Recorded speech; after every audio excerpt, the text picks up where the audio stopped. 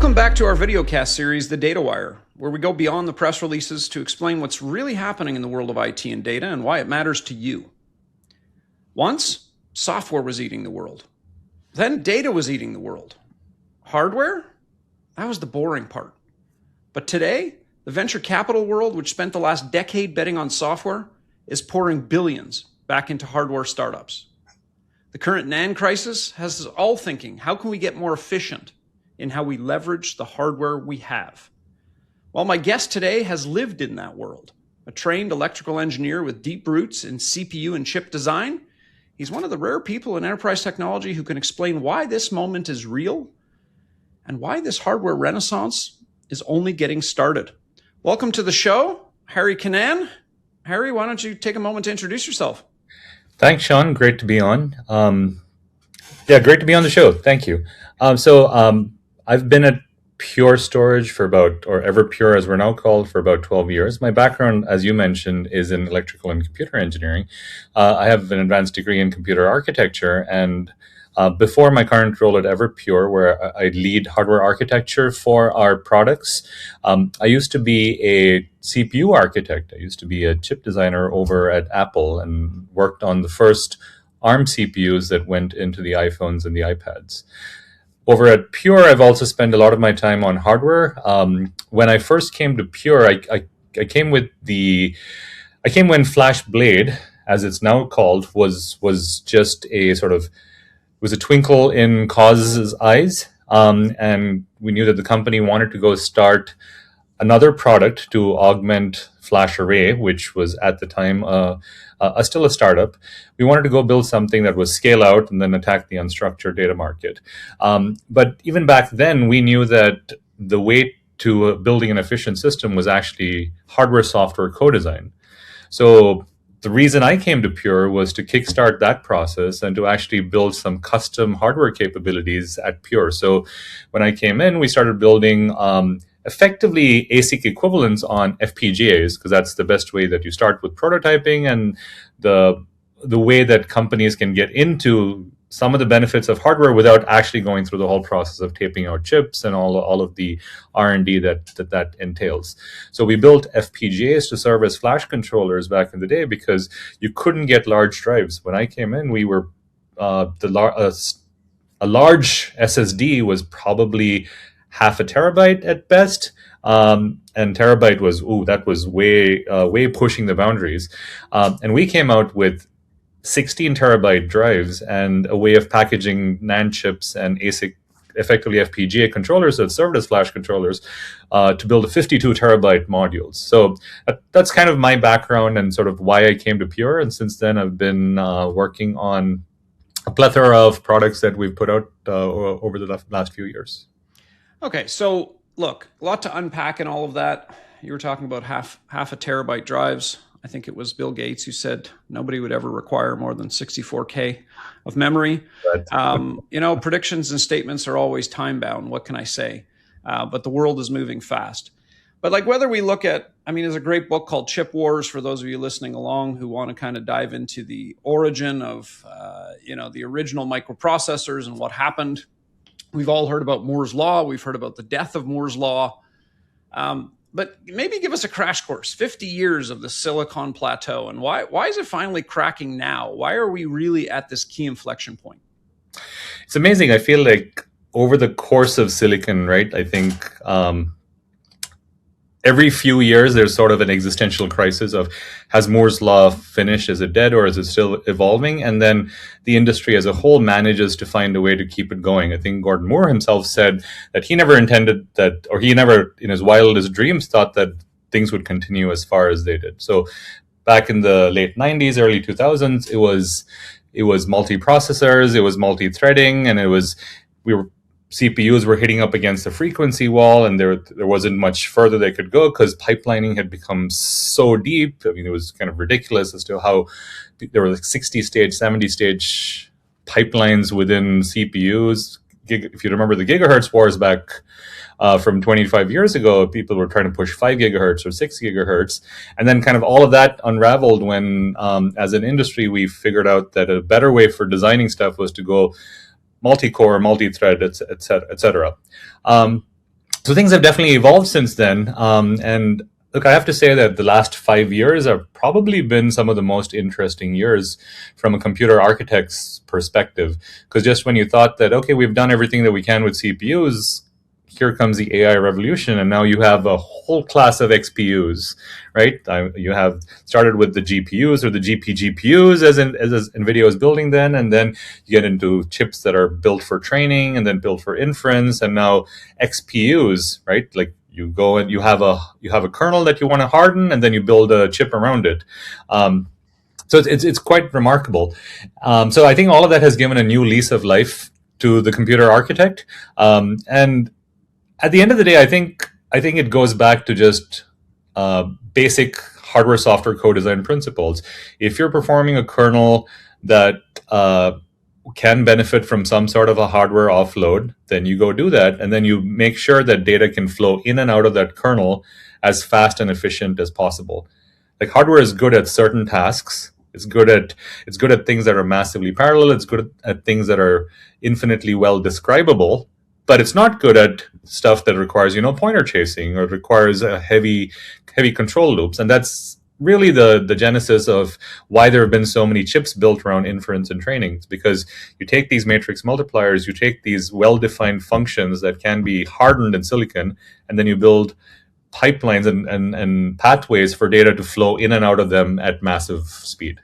Okay, so I want to dive into that because you mentioned XPUs. Let's just use that term to refer to anything that is a processing unit. And of course, we have a couple people listening to the show that might have your level of engineering expertise, but for the business leader, for the technical leader who maybe wasn't a hardware engineer, what fundamentally changed? What broke that we needed to get outside the CPU and build all these new silicon-based processing units? And really, is that the future? Like, is this trend going to continue? Yeah, it's a great point. And I guess I like to quote that because, and this is not original, John Hennessy used to say this as well. Anything worth doing in computer architecture was probably done by IBM in the 60s or 70s, right? And it goes, so a lot of the key ideas that have sort of spurred the multiple generations of XPUs that we're seeing now are well-tested ideas in computer architecture, but they're just sort of refined for the era that we live in right now. So your question was around, well, have CPUs tapped out, and why are we building all these custom chips right now? It goes back to building something that's general purpose, that's extremely configurable, which is what the CPU is good at. It's good at performing tasks that are not entirely well defined.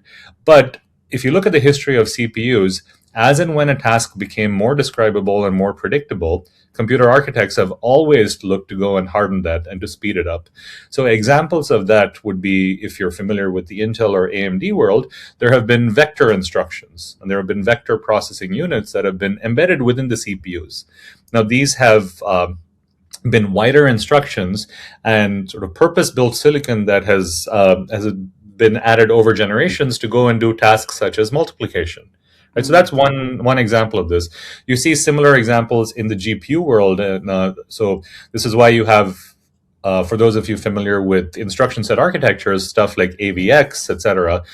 Or in the ARM world, it was called Neon for the longest time. These sets of instructions came about because, okay, as and when you start repeating a task over and over, which requires data manipulation, then the smart thing to do would be to go and burn a bunch of silicon for that.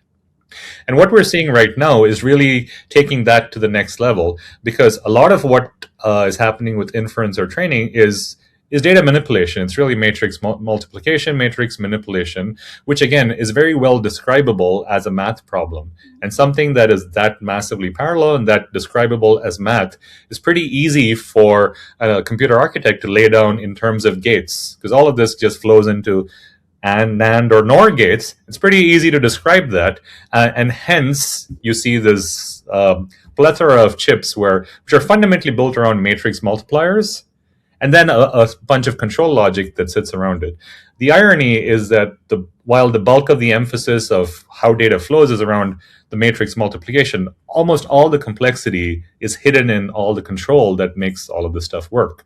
Like, what do you do if you can't if you're out of data, what do you do if you hit an error? What do you do if a byte doesn't show up at the right alignment and stuff like that? Mm-hmm. That's where most computer architects spend a lot of their cycles, is agonizing over the corner cases. But the easy bit is stamping out multiple matrix multiplication units and then plumbing data through them at full speed. Okay, so I think I heard we started with the Swiss Army knife, which was the CPU, and then we realized that we could go from a Swiss Army knife that's good if I'm camping and I just need a corkscrew to open a single bottle, to actually, a wide set of tools makes more sense when we're trying to scale this upwards. What I'm trying to really isolate here is, what's looming us in the face is we're going to run out of power. We're on a one-way track to run out of power as a planet. And so how much of this innovation is really focused on unlocking the next performance gate, and how much of it is just we collectively have to be efficient in order to actually be able to feasibly deliver what we have envisioned? That's a great question. And I think that cycle also is as old as silicon. Advancements typically first happen where you get a giant performance bump, right? That gets the industry excited. That gets software developers building towards those chips. And then the hardware industry catches up, and then the hardware industry goes, oh, wait, I can't really cool that chip, or I can't fit that chip. We need to find a more efficient way to deliver that. If those of you who are familiar with Intel's classical tick-tock model, right? So the tick-tock model was you'd have one generation of architectural bumps, which were, again, ways to improve the processing itself. And then sort of the talk was ways to optimize that by reducing power. And often the power reduction came from a technology shift. So the underlying fabrication process would move from one node to the next. So that cycle is sort of the classical computer architecture cycle. And I'd say that right now we're seeing that at warp speed, just because of the rate at which we're deploying these GPUs, and how the problems that used to be agonized over in chip design were in the milliwatt to watt range, and now we're trying to agonize over them at the kilowatt to megawatt range. Gigawatt Even, right? I think the other thing that has happened at immense speed has been the definition of computing has evolved from building a chip and sticking it on a board to the system, to the rack, and now to the data center itself. I think Google was one of the first ones on top of that trend. There's a paper from Luis Barroso and Urs Holz from Google, I want to say maybe 12 years ago, that was titled "The Data Center is a New Computer." Right? And they were sort of right at the bleeding edge of this, you want to say about 10 years ago. And right now that's true. I think we're all seeing this across the board, across all of the new data centers coming up, where you have to really stack up these gains and you have to think of them across the entire stack. So what becomes the gigawatts really starts from milliwatt level optimizations that then multiply out as you add more and more of these chips, you add more networking, so it's important for engineers and architects to be thinking about this through the whole stack and be familiar with how software and hardware interplay across the entire stack. Yeah, it's a weird analogy, but if I take us back to the Industrial Revolution and factory floors, if you can remember, Japan was pretty influential in bringing Kanban to those factories. And it was all this concept of crumbs make bread, little changes, little optimizations drive massive gains at scale. Absolutely. And it sounds like, let me tie this to the money. The reason we're having this conversation today is because so much public and private investment is flowing into hardware. The CHIPS Act, the CapEx being put into hyperscalers. We all know hyperscalers are not just buying this hardware and just buying whatever they can. They're very specific about the design. They're very specific about the scale. Yep. And so let's sort of separate, where are we at with this, do you think? Do we have a lot more to unlock? Are there some significant developments ahead of us? Or is this all really just now about optimizing? Yeah, it's a good question. I'd say that, look, I don't think anybody 10 years ago could have predicted that technology would actually move forward on the fabrication side as much as it has. About 20 years ago, everybody was saying, 5 nanometers is probably the top end of where your silicon can get. And then you went to 3 nanometers, and then you went even deeper into what's now the Angstrom era. right? You're going sub nanometer to like 1.5, 1.2 nanometers. That has definitely prolonged the life of silicon, because each generation, while getting harder and harder to invest in, and hence back to your point of how much capex is flowing into the whole ecosystem, right? Each generation is getting harder to invest in, but the gains that it unlocks are still pretty significant. You get a 20, 30, 40% power efficiency bump as you go from one technology node to the next. The other thing that has been evolving, and I can see sort of rapid advances in, is around power delivery and cooling as a whole. Up to 5 years ago, liquid cooling was a thing of science fiction, and now it's really common with anybody that's deploying GPUs at scale. You get these pre-built racks which are already liquid cooled, and so data centers are getting plumbed. Most state-of-the-art data centers are already hybrid data centers that can take liquid and air. And then over time, you expect that trend to continue. So there definitely is more juice to squeeze. I think silicon isn't out of runway. We're going to continue to see a few generations of advancements. But again, this is where software starts. This is where in the classical cycle, hardware moves forward by leaps and jumps, and then software starts optimizing more and more. So what I would expect to see is, as always, the next phase of the cycle is, all right, we have all these massive deployments, but we need to get more efficiency out of them. So how do we re-architect our algorithms? How do we re-architect data flow across all of these chips and systems that we've deployed in order to squeeze more power efficiency out? Because ultimately, I think the part that is fairly new is that build-outs are being gated mostly by power and not necessarily by dollars or space or performance capability. Don't forget, Hari, I can bring the power to the rack, but I also have to cool the rack, and that thermal wall is becoming a pretty major problem. It has, exactly, and this is why liquid cooling again is getting is becoming more common. But air cooling is just fundamentally physically incapable of extracting all of the heat that's generated by those workloads. The other thing that is getting a little interesting is, I want to say 3 years ago, the people were using GPUs for everything, right? You're using GPUs you're saying we're going to use the same GPUs for training or for inference, and now we're definitely settling into a cadence of, well, the most recent advancements in GPUs are going to go to the frontier models. They're going to go at the high-end training, but inference could probably run well on a optimized accelerator. So this is really why NVIDIA has acquired IP in the company Grok.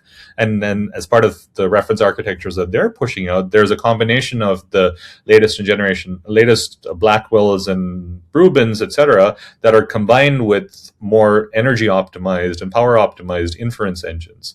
So I would expect us to see more and more of that, where heterogeneous compute becomes more common. And again, this is a macro lens to the problem we were just discussing 10 minutes ago, which is, why do you go and specialize something? Like, the moment you have a kernel you can repeat, you go and specialize it. And it's the same thing. If inference runs fine on last year's GPU or a more specialized GPU, well, that's the most energy efficient way to do it. It's just happening again outside the chip in the data center. Yeah, I mean, look, I can't take the discussion around thermals without taking it one step further. I mean, very topical to the news these days, we're going to be putting data centers in space, apparently. And from what I'm hearing, we already have some pretty good ideas on how to do that. I mean, as a deep engineer, what's your take on data centers in space? Yeah, it's a really interesting one, and it's one that I do have a little bit of background. And so, funny enough, when I was in grad school, I was working on doing some prototyping with an open source processor, and that processor was built for the European Space Agency. And it was built so when you're building stuff that goes into space, like, one of the most fundamental issues that you worry about as a chip designer is radiation from space, like ionic radiation, atomic particles striking chips, which causes, at its core, they cause bit flips. So it causes memory corruptions if you're running in memory or flash. It causes the chip to behave in wonky ways. So when you're architecting those systems, you're architecting them for an extremely high level of redundancy and resiliency. It's not too dissimilar from what's done in automotive, but at a much it's more sort of akin to what you would do in airplanes. For instance, like TMR, triple modular redundancy, is quite common. So again, within space, it's a combination of making sure your architecture is resilient, can recover from failures automatically because you don't have techs going in and swapping stuff out. You Not have to right make now. sure that not right now, but everything has to recover and has to stay up. But also, you have to make sure that heat. You have a mechanism for dissipating heat from the data center, and so those technologies. There are a bunch of research and a bunch of technologies out there that seem like they might become commercially viable over the next 5 to 7 years. So that is a very exciting space to keep tabs on. Yeah, it's super interesting, right? It's. I mean, that's the thing I love about human civilization is every time we hit a problem, we put a bunch of smart people on that problem, and we solve it. The only one I really never saw come to fruition was flying cars, but I think there were other reasons why we didn't go that Yeah. direction, I don't not think it not was a due to technology engineering or physics. problem. Exactly. So, look, one funny question for you before we proceed: are we going to bring the turbo button back? Yeah. There's always going to be a ludicrous mode. I It still can be remember done, the right? turbo button when you could go from 50 megahertz to 100 megahertz. Yeah. It's funny how close and how fast this is moving.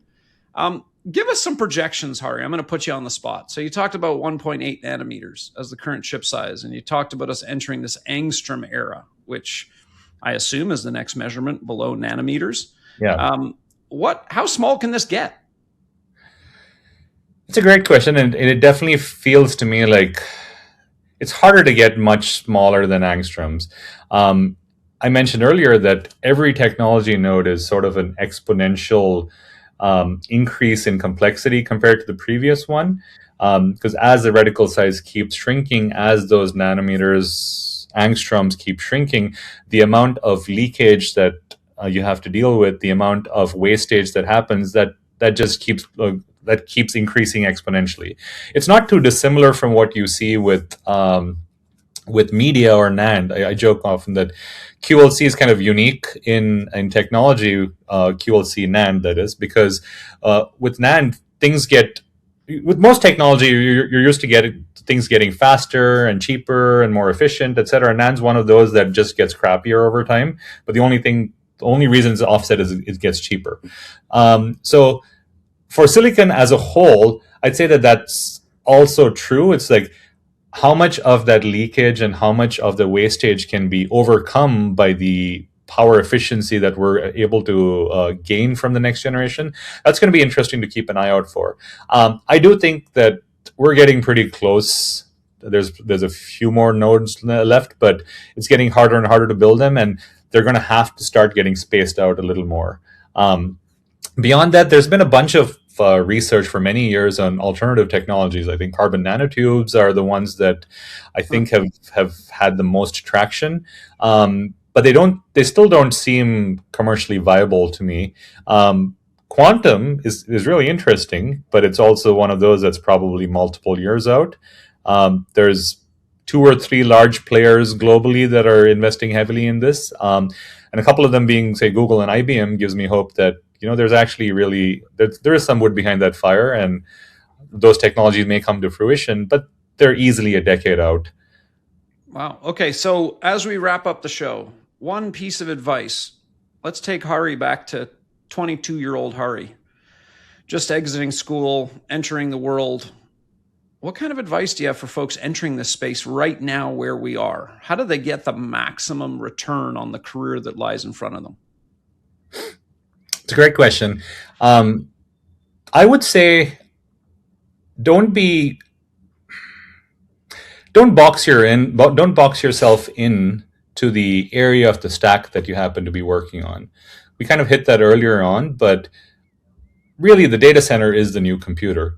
So the people that do the best and are able to pivot the best as technology changes and improves are those that can take their fundamental technical skills and apply them at different layers of the stack. Because at its core, the technical problems that you face are very similar. They just happen to take different forms, and depending upon the layer of the stack that you're working on, right? If you're working in a chip, like I said, you're dealing with things that are milliwatts or nanowatts. If you're dealing with systems and racks, you're dealing with stuff that's megawatts or gigawatts. But the fundamental problems, the fundamental physics and technology, all of that remains the same.